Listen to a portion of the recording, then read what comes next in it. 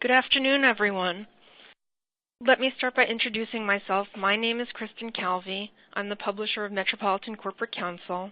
I'd like to welcome you and thank all of you for joining us for our webinar today, The Internet of Things, How IoT Data and Relational Analytics Can Make or Break Your Case.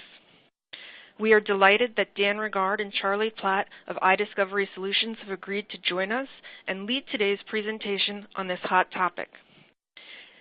Dan Regard, co-founder and CEO of iDiscovery Solutions, is an electronic discovery and computer science consultant with 25 years' experience in consulting to legal and corporate entities.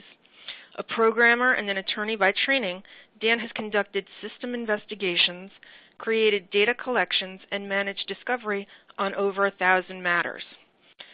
Dan has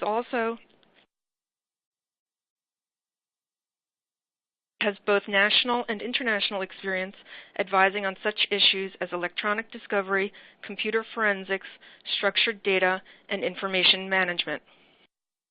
Charlie Platt, a senior managing consultant at iDiscovery Solutions in Washington, D.C., has over 25 years' experience consulting with corporations and clients on information systems development, infrastructure and analysis, digital forensics, cybersecurity, and incident response, data administration, e-discovery cases, software analysis and development, and project management. He has consulted on projects ranging from large-scale forensics investigations to highly complex intellectual property and systems analyst cases in legal and e-discovery industries. Before we begin, I'd like to mention a few housekeeping items to help you make the most of your experience today. Please take note of the icons at the bottom of your screen. I'd like to draw to your attention a few of them. First, the projector icon is for the presentation itself.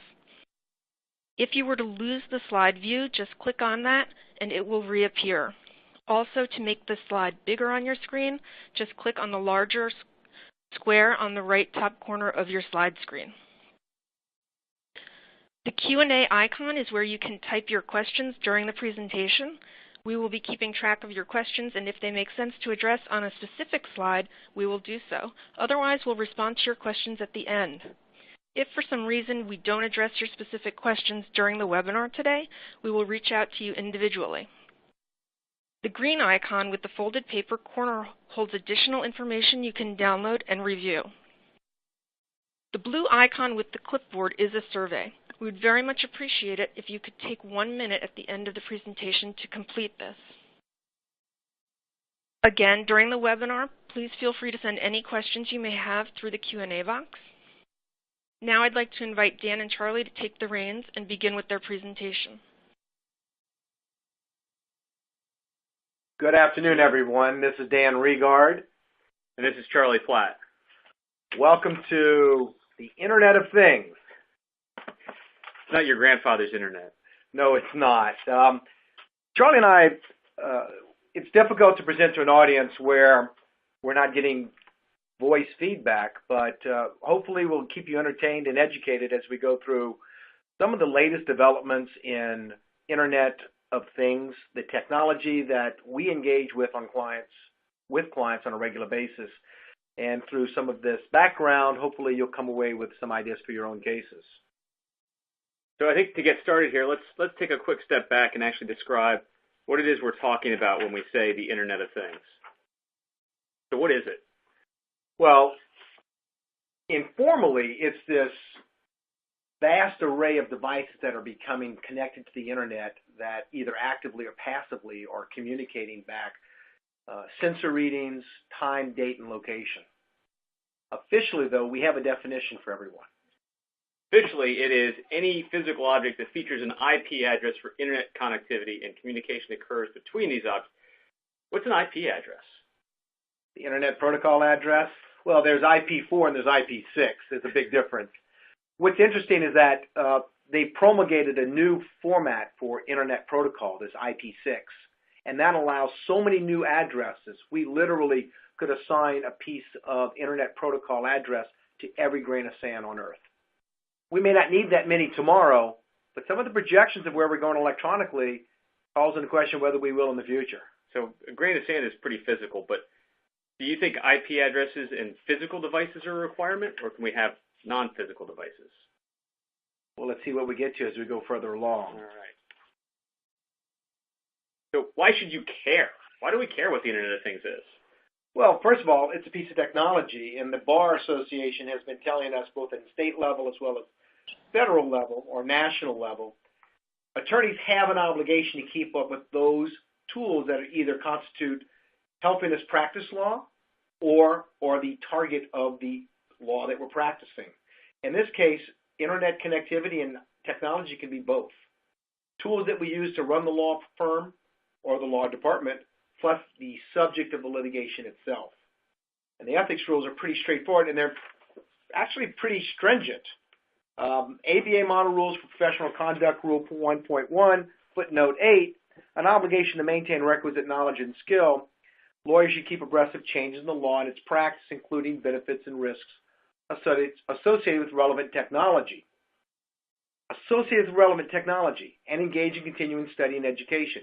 The technology part, though, is specifically spelled out, and that's a fairly recent change.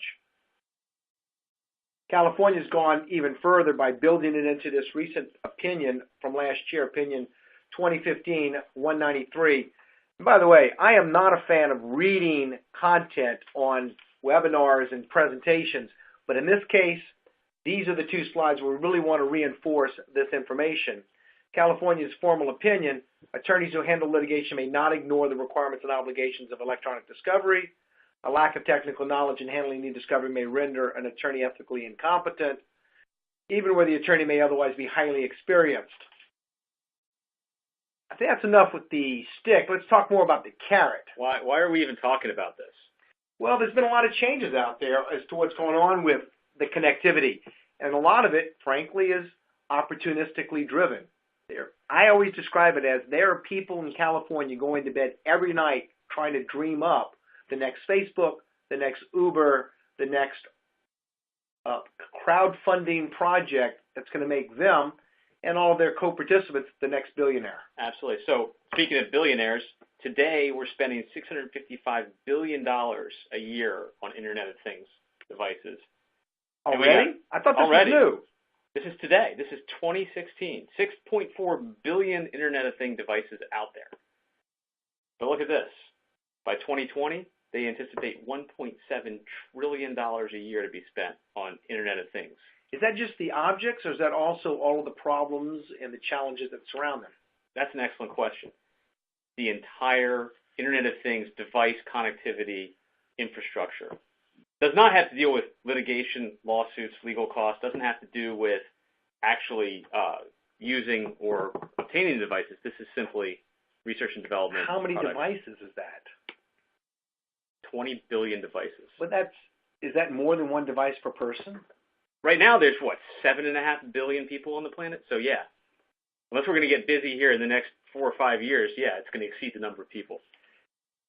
Does that concern you? Yes. Yeah, I think that's a lot of devices. And one of the more interesting parts here, is that the largest growing single segment is connected automobiles, with 35% year-over-year growth from 2014 to 2015.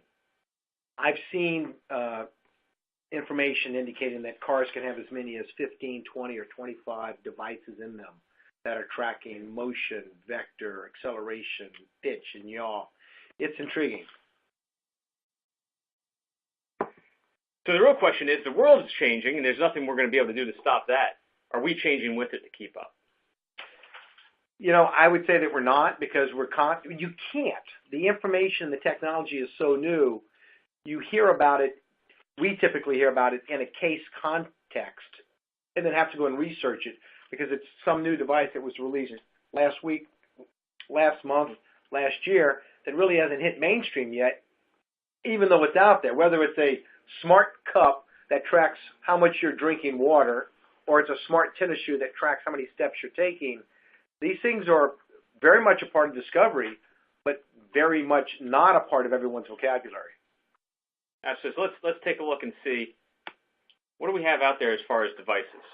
Some of these probably fairly simple, that everybody's aware of.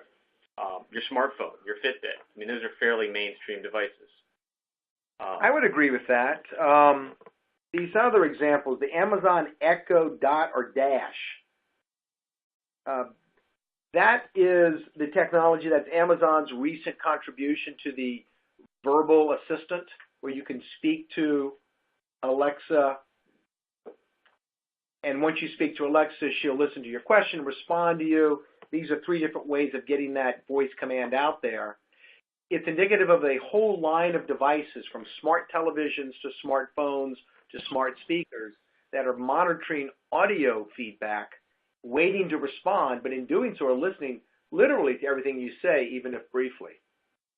Absolutely. And then one of these, the Dash, I'm not sure if everyone's familiar with what that is. It's a button, and it's a button that you get with a little logo on it. Maybe the logo is a Tide logo, and you put this button next to your washing machine. And when you run low on Tide, you hit the button. The next day, you've got a new thing of Tide sitting on your front porch. I've heard of those also where they automatically track the number of vibrations of the washing machine. They know what you ordered, and they can anticipate when you're going to need a new bottle of Tide. That seems like there's some really interesting information being processed and stored there. We should say now, Tide is not a sponsor of this. But I think also here we're talking too, so that's clearly hardware. But software is sort of blurring the lines now, and there's software devices that are connecting to the internet and passing information. For instance, Waze and Google Maps are tracking your phone and reporting back to Google as to how fast you're moving, so Google can update their traffic reports. That's right. Google updates its traffic reports based on Google users and the actual motion of their phone in traffic at that moment. In Uber, again, these are software tools that rely on smartphones and persistent internet connectivity to transmit information back and forth about location, activities, duration, and of course with that, date and time. All right, but maybe there's some more things here that we can talk about that aren't quite so obvious, that are connected to the internet and are reporting information back for us. So the Google car, that hasn't been out in the market as a asset that you can purchase yet, but they're still in development. They're on the roads. Yes. In fact, one just got in the first car accident at its own fault recently. I believe it ran into a bus in California. Who do you talk to, the programmer in that case?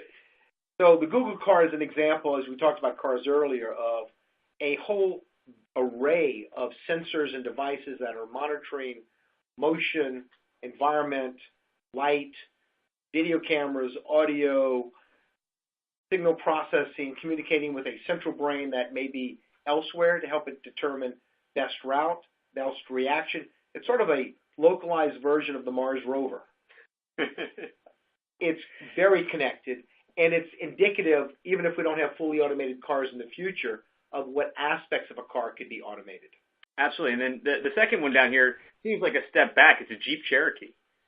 How is that the Internet of Things? So the Jeep Cherokee is equipped with this technology that I believe Harman Kardon and Chrysler built called Uconnect, and it connects the car to your iPhone. So from your iPhone, you can start the car, you can unlock the car, you can see the status on the car, you can find out where the car is. That's convenient if you travel, or if it's the winter and you want to start it while you're inside. Absolutely. It's also convenient if you're a hacker and you want to connect to the car and take over the vehicle. How would that work? So apparently 2 gentlemen devised a way to hack into the Jeep Cherokee through a weakness in the cellular technology that it uses to connect to the mothership. We're able to take over the Cherokee, able to apply the brakes, able to dampen the steering, and able to do a lot to the vehicle. So that's clearly a cyber problem. It then becomes a litigation problem when the people who own Cherokees say, now my Cherokee's worth less because this flaw in it makes it unsafe, and they have a class action lawsuit now against Chrysler and Harman. Does that also mean that you could potentially trace those commands, where they were issued from, who issued them, what phone they were issued from, and what other activity took place on that phone at that time? Theoretically, yes. How about electrical outlets? So one of the new big things is electrical outlets that report back how much electricity is being used, so you can optimize your electrical use. Can you also turn them on or off? Theoretically, yes. You could control the outlet wirelessly. I actually have a Z-Wave device at home that I can control from my phone that I can turn the device on and off, whatever's plugged into it. So an electronic version of the clapper. Exactly. Okay. And employee badges, how is that in the Internet of Things? So employee badges, you think of your badge today that's got basically just a little chip and you tag your way in and out. But what happens when it becomes an RFID tag and it starts to self-report? Well, isn't that what it does already when you enter a door? It's got an RFID chip inside of it. When you put it up against the sensor emits a signal. It responds back using crystal radio technology of its unique number, which allows the door to unlock. Did they say you were a programmer? An old-time programmer, yes. And so these badges are an example of the types of RFID chips. For example, Walmart has deployed for all of its top suppliers so they can take instant inventory on its shelves and monitor its shelves and its activity. We're also looking at RFID chips being embedded in the future generation of currency, which would be great for authenticating currency, but also would allow you with an RFID scanner to scan people walking through a doorway and develop a unique fingerprint for the people who carry the same $5 bills or $20 bills in their pocket more than 2 days in a row. It's the same technology that Las Vegas has already done by implementing RFID chips in all of the clay chips on the tables, and they use RFID monitors to see the movement of cash and by proxy the people carrying the chips throughout the casino, how long you stay at blackjack, how often you go to the cashier, how long you spend at Pai Gow poker. The Big Brother really is watching. This is already in place today. It's just not, as William Gibson says, evenly distributed. So let's go to infrastructure. License plate scanners. Talk to me about that. So license plate scanners are technology that police are using today in many ways. If you see police cars driving around and they've got these big blocky things hanging off of the back bumper, these are actually cameras that as they drive down the street, read the license plates of the vehicles they pass. They OCR the license plate, send it back up to the home base and say, hey, is there anything about this car that we want to know? Is there outstanding tickets? Is there a license revocation? Anything like that? Then it instantly pops up on the driver's laptop and says, pull over and give this guy a ticket, or this vehicle's been parked here for too long, you need to ticket it. I actually would not consider that. You see your question marks. I would not consider that the Internet of Things.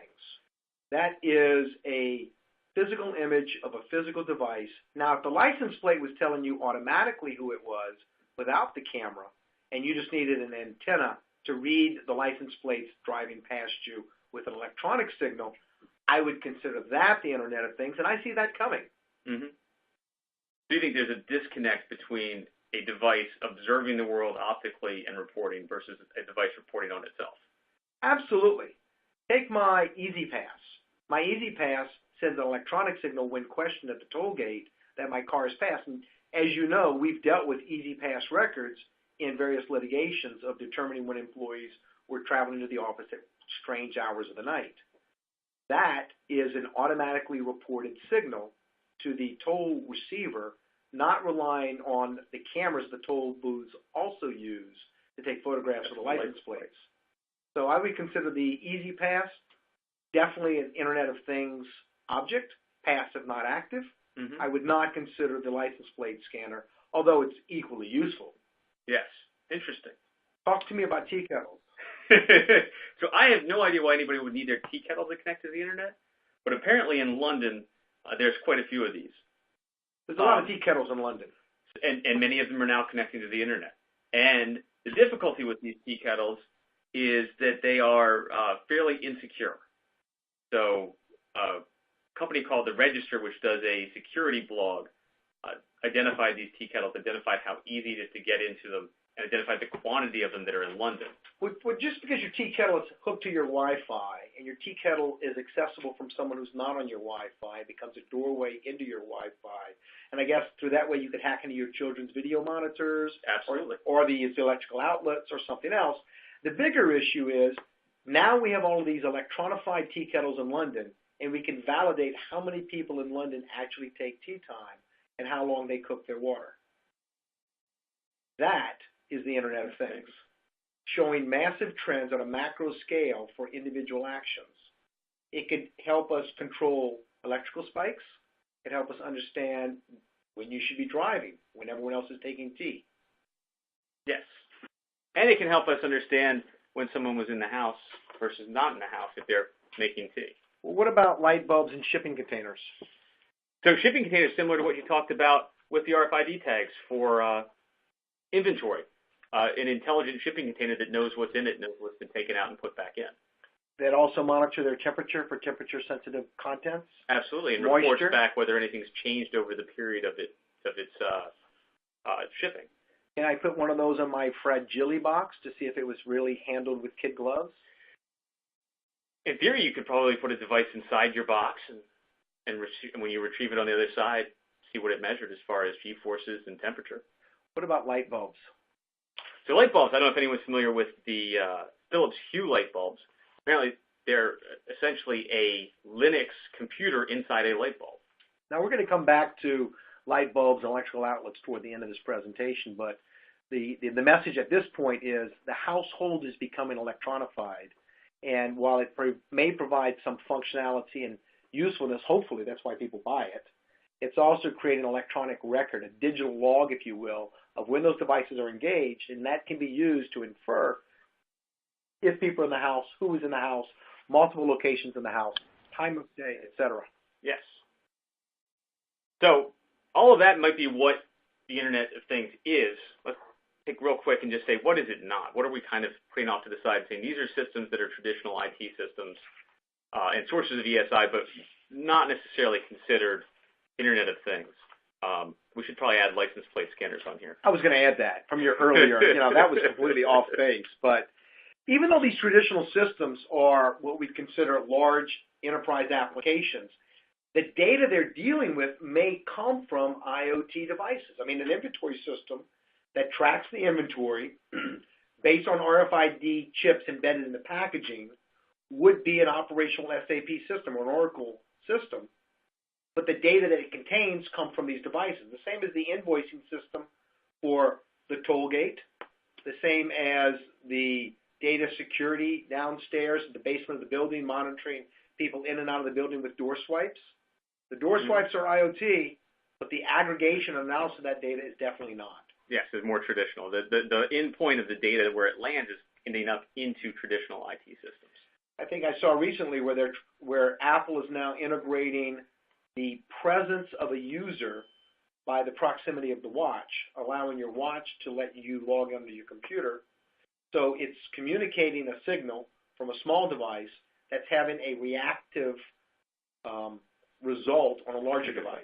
So even though you have office productivity apps that don't appear today to be connected to the internet and talking about themselves, they may in the future, in fact, be responsive to or populated with information from devices that you're wearing or devices in the environment. So what you're saying is even our traditional ESI sources now are going to be conduits of IoT data. Conduits or recipients? All right, so what's this poll? So poll is a database technique used by law enforcement and investigative authorities to put together vast arrays of information and try to interpret it. And it's related to 4 different contents, the POLE, the people that you're investigating, the objects related to those people and those actions, the locations of where the activity is taking place, and the event itself. So by describing everything that takes place and could be tracked as a POLE, people, object, location, event, we can start to build databases to allow us to aggregate information from Internet of Things devices and also non-Internet of Things devices, such as manually input data, aggregate that together to tell a very detailed chronology of events. So where someone was and what they were doing. Where they were, what they were doing, what they purchased, what they were reading. I mean, we talk as an example of Starbucks. Mm-hmm. I use Starbucks with free Wi-Fi on my smartphone. I was shocked, surprised, curious to find all of the Starbucks have similar configured Wi-Fis. Once you configure your phone for one, it will automatically be recognized at the others as long as my Wi-Fi is turned on. Even if I tell my phone when asked, do you want to connect to this Wi-Fi? Even if I say no, it's already connected. It's already shook hands with it, if you will. That's how it knows it's even in the proximity. Now, here's the curious thing. I don't know what Starbucks does. I'm not the CIO, but I do know that information is money and storage is cheap. And I fully expect that Starbucks, or because AT&T has partnered with Starbucks or Google has partnered with Starbucks to provide these Wi-Fis, are tracking those handshakes and that information. And over time, with enough occurrences, I can tell you where your phone works, where your phone lives, where your phone walks, drives, and flies, how often you stop at Starbucks, how long it takes you to walk between two Starbucks. I can use national averages to guess how tall you are, based on the way you take your coffee and how often you buy that yellow pound cake, which is delicious. I might be able to guess whether you're on the healthy side or the unhealthy side. I know what newspaper you read, and I know who you drink coffee with near the office, and I know who you drink coffee with around the corner where no one is likely to see you. And that's one source of data. If I can intersect that with another poll source, such as your credit card or your Easy Pass, now I know when you're driving and you're caffeinated and you're driving too fast. That's a lot of information. And that's only two sources. Let's go back to the fact that we're going to have 20 billion of these in a few years. Absolutely. And that's not necessarily just when you go into Starbucks and you connect. Your phone connects every time you walk past a Starbucks. Within 150 to 300 feet of a Starbucks, it will connect. And when you say you don't know what let me tell you, they are collecting it because they use that information to better locate your phone and to correct the GPS anomalies that they hit. So when your phone connects to a Wi-Fi, it tags that with your cell phone towers, tags it with your GPS location and the Wi-Fi, and says, this Wi-Fi is located here, this is where I am, sends that information up so that it can better accurately report location in the future. You mean if I take my smartphone out right now, for those of you on the phone with an iPhone, pull out your iPhone. We'll do an iPhone exercise after the next slide, and you'll find this either scary or interesting. So one of the things we try to do with the poll data, as Dan was just mentioning, is we try to create this sort of common timeline. And we're going to do an example one here of just one person for a day. So we start out with their time card entry. This is where they say, this is when I was on the clock. I worked from 9 a.m. to 5 p.m. this day. Well, let's take a look at your GPS movement. See what your vehicle's doing.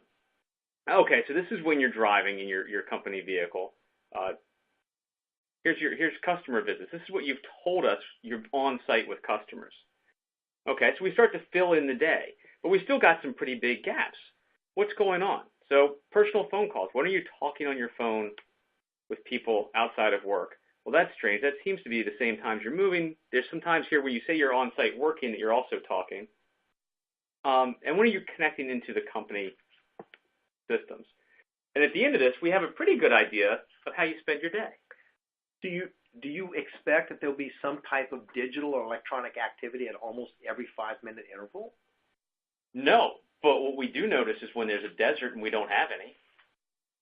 So actually, we are finding that there's data almost constantly being recorded as a result of this Internet of Things and the way we interact with the world. So if I'm not actively or proactively causing data to be sent by using my phone to make a phone call or send an email or send an iMessage, my vehicle may be creating and tracking signals that it's recording.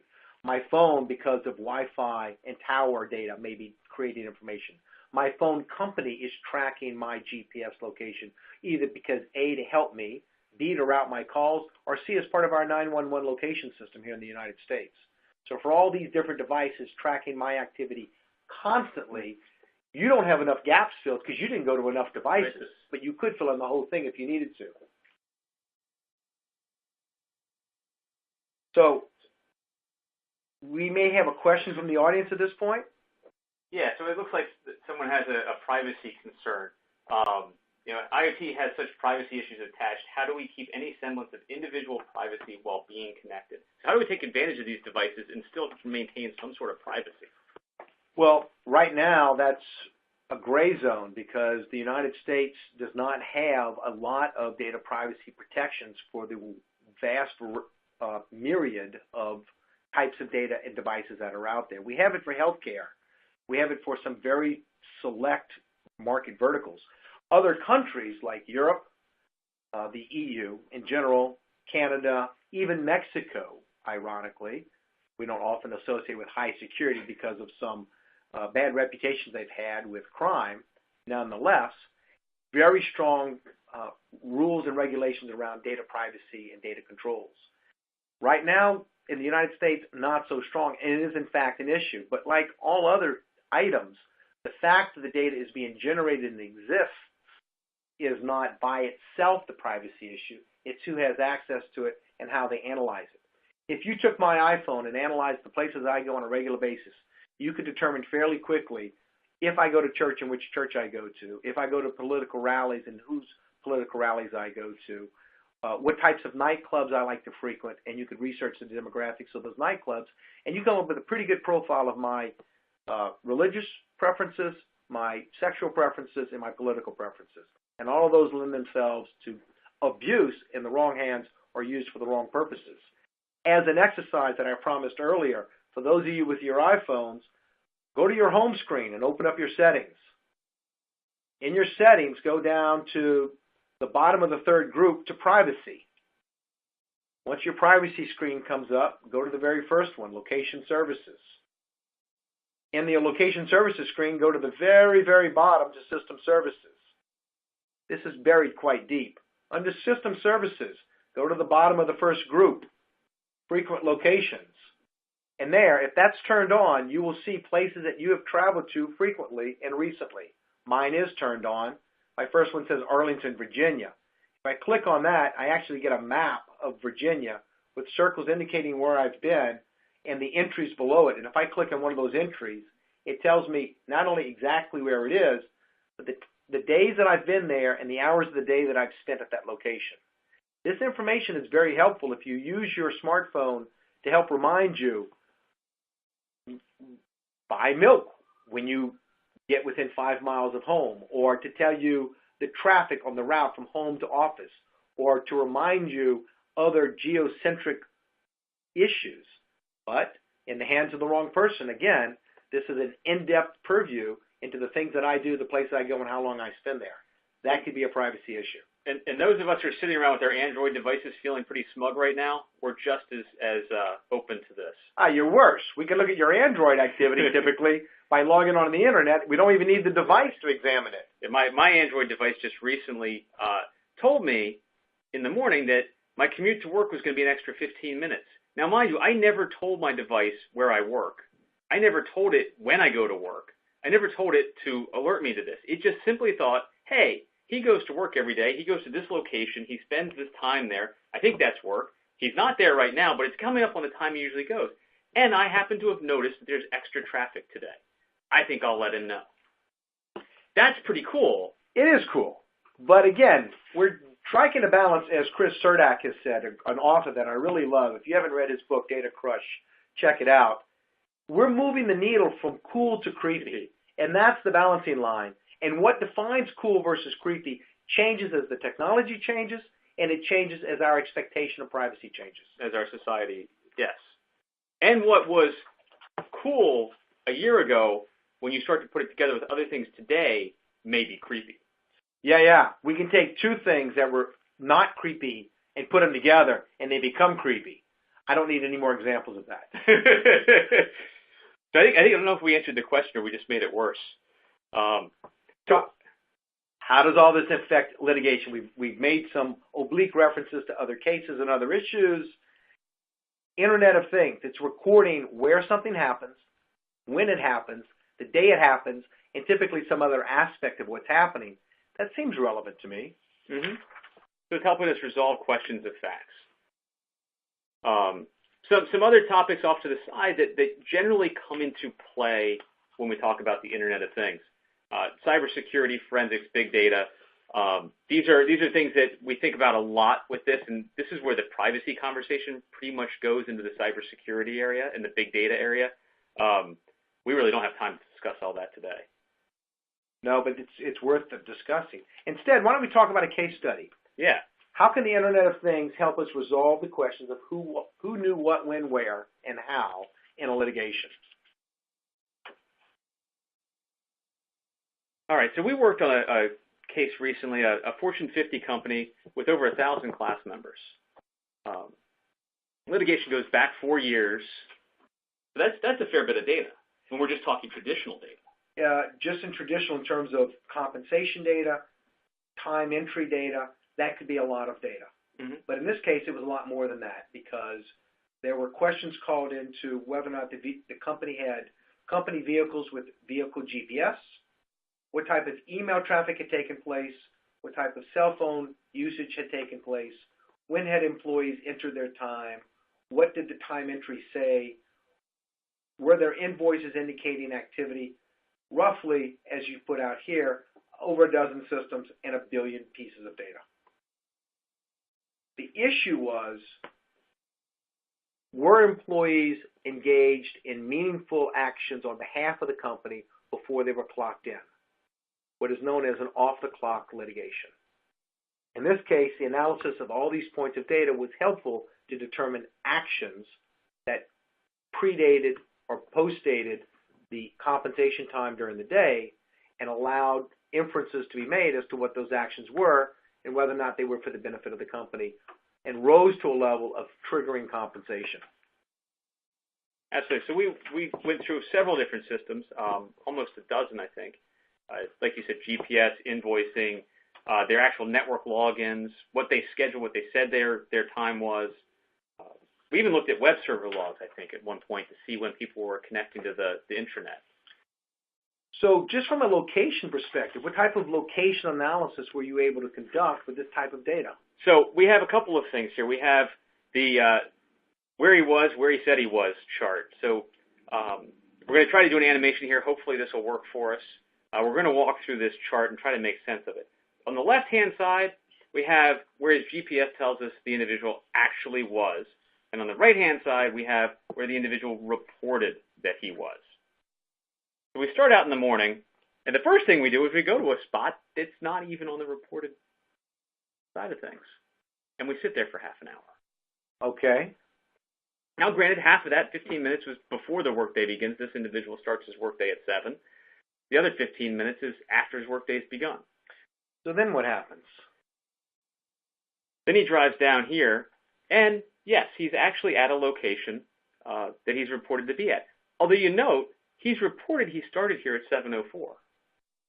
What time did he actually arrive? He actually arrived on site at 7:26.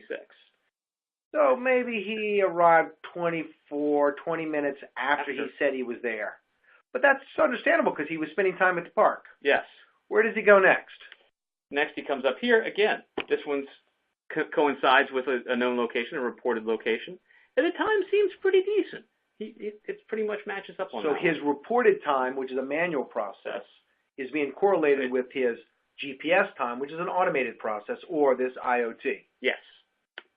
Then we come up here. Again, we're at a location that's off the map. We don't know. This is not a reported location. He's here for another 40 minutes. So that's not merely a data point en route where he stopped at a red light. He actually stopped the vehicle for some protracted period of time. Yes. Okay? Then we're over here. Now it gets interesting because we have a couple of spots here where they overlap. It looks like he's maybe at the same location, but only one of them is reported. And his morning time, 9:43 or 8:43 to 9:15, isn't being reported. So interesting. Maybe he went back and forth to the same client site twice. We don't know. But only entered one invoice. Yes. Then we're back up to the bike park. No clients there, no client activities reported there. No. Then we come across here, and again, we're at sort of a gray area. We don't know. There's a couple of invoices reported here. There's location data here. The times don't really quite all match up. So again, it's iffy. It's possible that it's accurate, but it's also a question to look at. Then we come down here. Again, another good one. This matches up. And then we go off the map completely down here. And we're off for an hour and a half. And not an hour and a half that's in between two known spots. It's a detour. Well out of the way, a detour. Okay. Then we come back up. We have another match. We're back to the bike park. And we're home. So in all of this, can we make some reasonable inferences or an analysis of the amount of time spent either driving or at clients or unexplained time? Sure. So we can look at each one of these locations that are unreported as where he said he was, and see how much time is being spent at each location. In aggregate, it's almost 3 hours of time untracked off the grid where he's not at a client site, where he's not doing work. And when you say off the grid, that's because there's no data signals being received from all these other sources of data in this particular litigation. We don't have other sources of him doing company work, and he's not reported it being on a client site doing work. That's actually almost a third. It's a little bit over a third of his 8-hour day. So when you look at this type of data, how important is it to know what your history of data is? Are you tracking your data sets? Do you always get data for the entire time period? No, you don't always get data for the entire time period. In fact, one of the first things we do is we assess our data to determine, does it cover the entire time period? And this is one of our charts that was an early sort of structured data IoT analysis to say, this is where we have data, this is where data appears to be missing. So right now, where IoT is still fairly new, some companies are recording it formally to the extent that it's company devices. Some are not formally recording it and preserving it, but may, for accidental reasons or for convenience reasons, have caches of data here or there. Grabbed a snapshot. I wanted to grab this and take a look at it, and I pulled it down local. I have it for 2 months at this period. As we go forward, do you expect companies to start eschewing this data, not recording it because they don't want to be violating their employee privacy? Or do you expect companies to be recording more of it because they become more accustomed to it and see the value in the analysis historically of how to make employees more efficient and make the companies more profitable? Yes. I would expect to see, going forward, I would expect to see less specific individual data retained over time and more aggregate summary data being retained. Seeing this data rolled up and put into a format that doesn't necessarily go directly to a specific individual over a long period of time, but that definitely tracks trends of groups of individuals. So we have an issue where an employee said in order to go to his office, he has to go through a security check in the morning and in the evening when he leaves, and he wants to get paid for his security check. When he leaves the office, he says the security check could take 20, 25 minutes.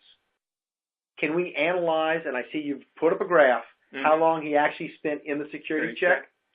So this is a duration of a session. This is an IoT security check that was claimed to have taken a certain amount of time. Rather, we looked at the actual logs for 4 years of data and came up with a very different conclusion because the log tells us when it started and when it completed. So we can tell based on devices how long the person spent at the security check and whether it was 25 minutes or 10 minutes, or it looks like your average is about 3.5 minutes. Mm-hmm. Here you have security checks in the morning. It says pre-8 a.m. And then I guess you have security checks during the day? Yes. So there's two different types. So if you're on the clock and you're working and we're paying you, you sit through the security check. You don't have any complaints. If it's in the morning before you started the job, maybe you have a complaint. So we look at how long did it take you. And you can certainly see there are instances where it took 20 minutes to get through the security check. It's very rare. So we had another case where employees were logging into the computer, waiting for the login in order to start their day. Yet after it logged in and they started their day, they said they were penalized by not being able to clock in fast enough for starting their time tracking. Mm-hmm. Here we have them logging in to the computer and then starting their time tracking. And we can tell that there's a gap between when they turned on the computer and when they actually clocked in their time. Yep. Why was that even relevant in this question? Well, I'm not going to make you do it right now, but have you ever sat and looked at the computer screen for a minute without doing anything? You mean these employees aren't actually sitting at the computer? They aren't actually waiting for it to turn on? It would appear that if in some instances we have within a couple of seconds there's activity. In other instances we have a minute, 2 minutes, 5 minutes go by, no activity. So could we intersect this data with their cell phone data or with the same types of devices we had for the security room to see that employees are either A, sitting at their desk, turning it on and waiting, or B, turning it on and going to get that first cup of coffee in the morning. If we had the information, absolutely, we could start to pull together a much more accurate picture of what their day looks like. We need that Starbucks Wi-Fi data.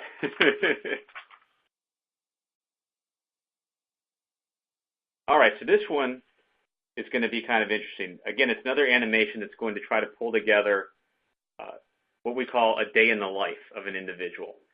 So the bars we're looking at now represent what we were talking about. The bottom bar is the individual's time record. The bars above it are his interaction with different systems. We have invoices and GPS. So he's individual claiming to be on-site working, but we actually have the vehicle in motion.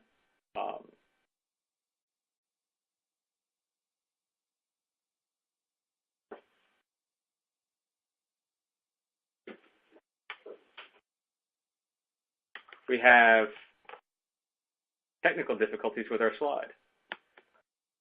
Well, while you take a look at that slide, I'm going to answer one of the questions from the audience. And the question is, how much can we really rely on Internet of Things data?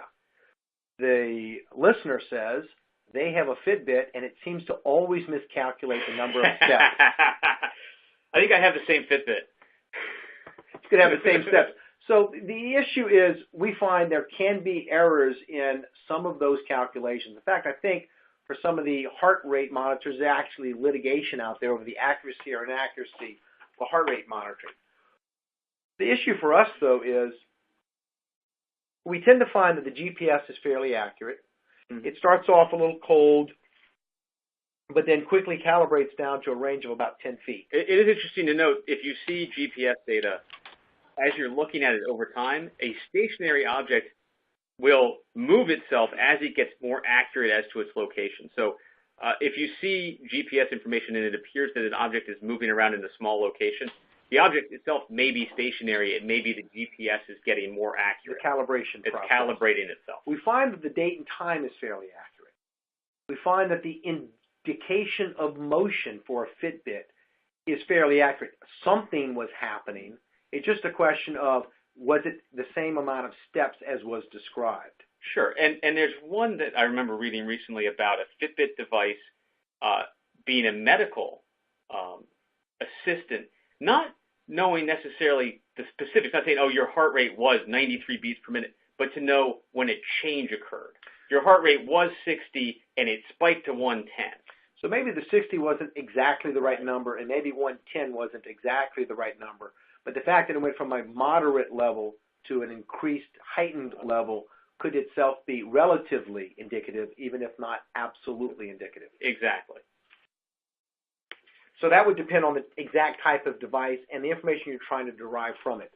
But like in all computer science analysis, we are always faced with the GIGO issue, garbage in, garbage out, and understanding what is the reliability of the underlying data. Absolutely. So we'll take another look here. Apparently the technical difficulty I wasn't able to resolve. But on this slide here, so we're looking at a similar shot, a person's life, a day in their life, and looking at the different systems that they interact with.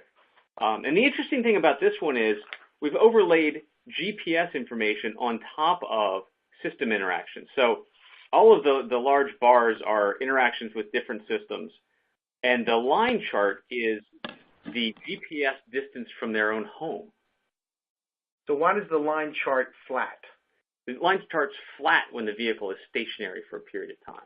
So that first blue line at the top means that they were a certain distance from the home and they stayed there for a long period of time? Exactly. And then if you come about halfway down below it, you see a big gray bar.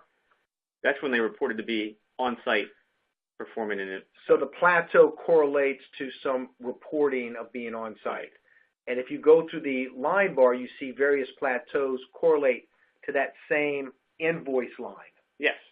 Now, the interesting part on this chart is when you get to the end of the day, and about 2 o'clock, you see this bar here at the back that's got a bunch of the lines through it.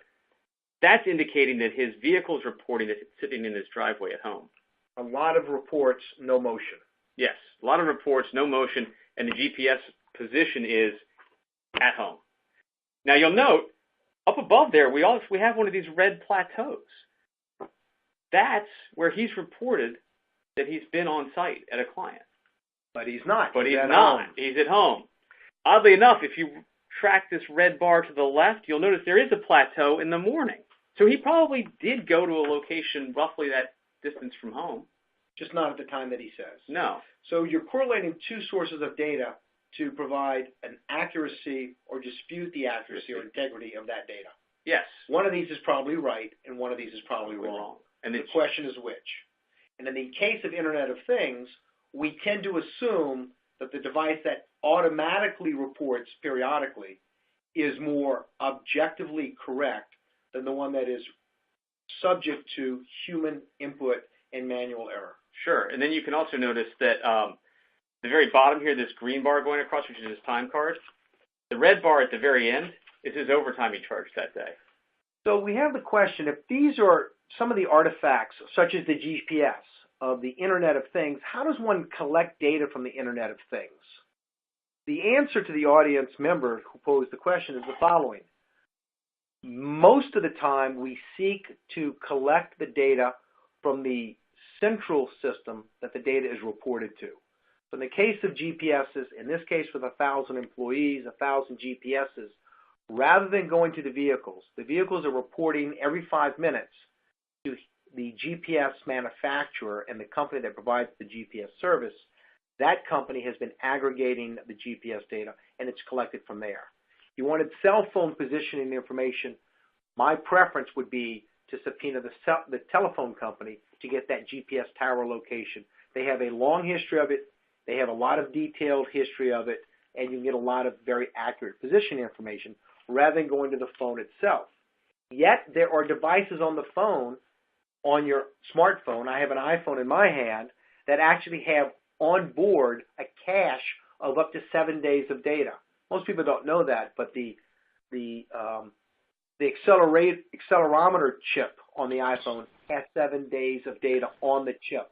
The barometric pressure chip has 7 days of data on the chip, which means you can tell barometric pressure for 7 days, which means you can tell the altitude, if you calibrated it, of where an employee was. You can even see when you go upstairs or downstairs with this.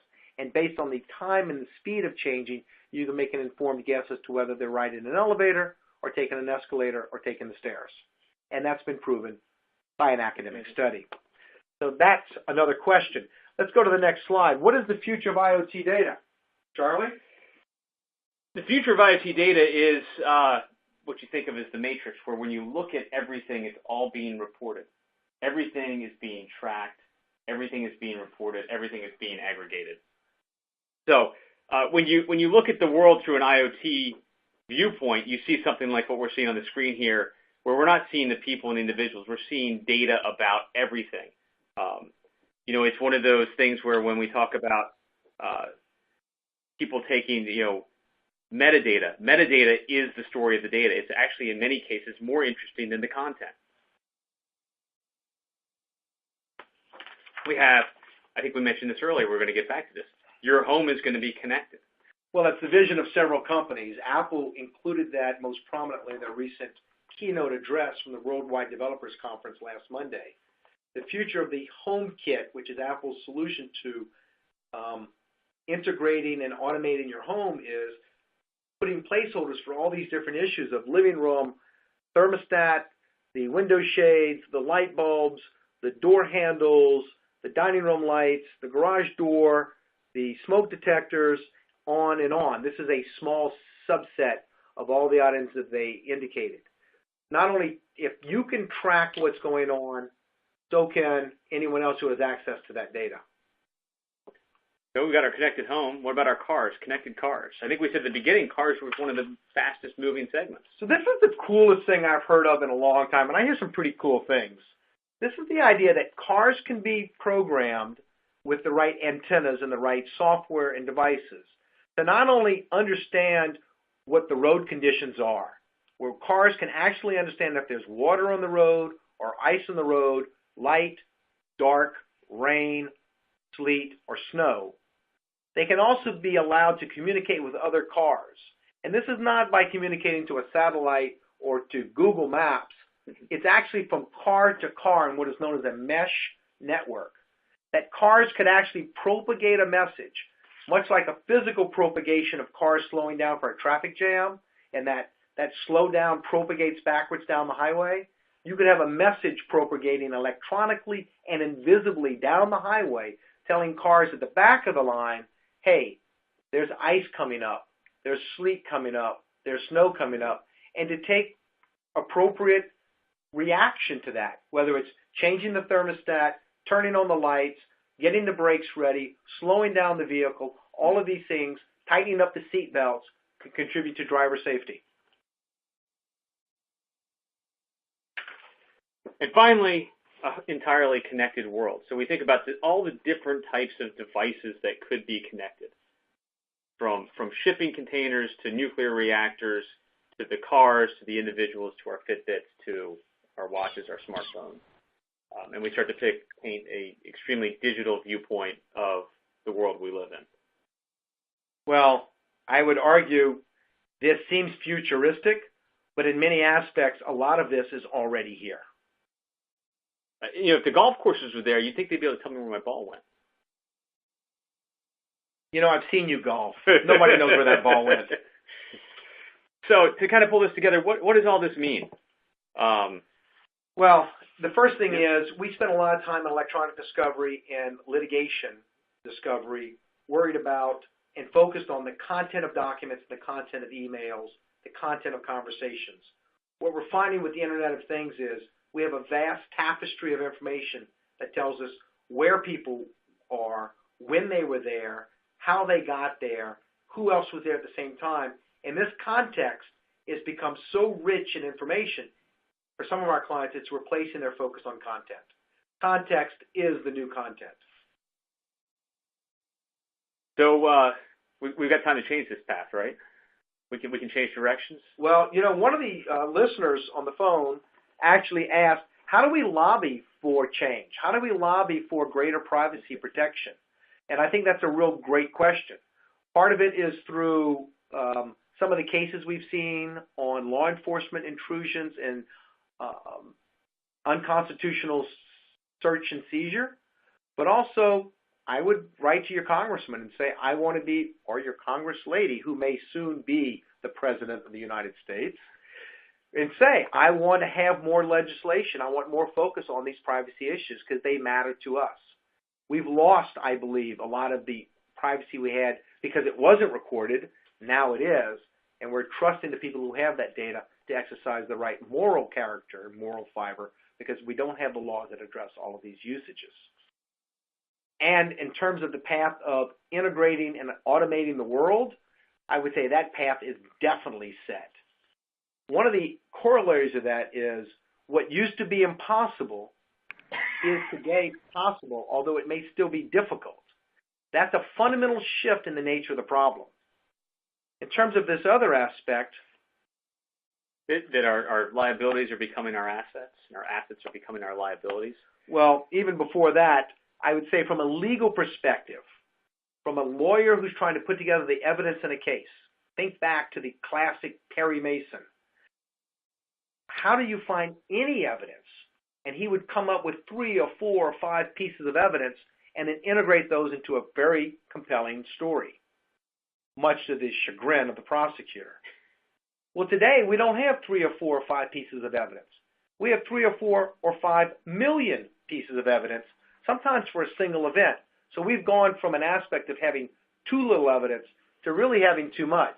With the rule changes recently that were promulgated last December, the focus for electronic discovery, at least, is on proportionality.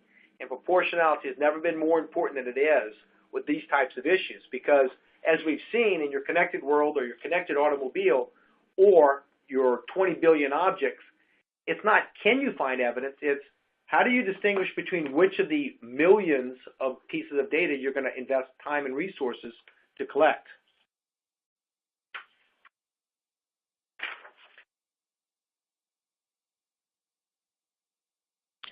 All right, well, Thank you, Dan. Oh, sorry. Yep. But all right. We were just going to say thank you to the audience. Please bring us to conclusion. Thank you so much. That was really terrific. I think this weekend I'm going to have to go and check the settings on all of my devices and my kids' devices, that's for sure. Already done it for you.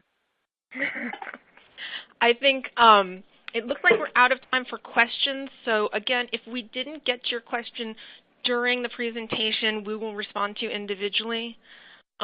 Again, Dan and Charlie, thanks for sharing your vast knowledge and understanding in this area. And thanks to all of our viewers for joining us today.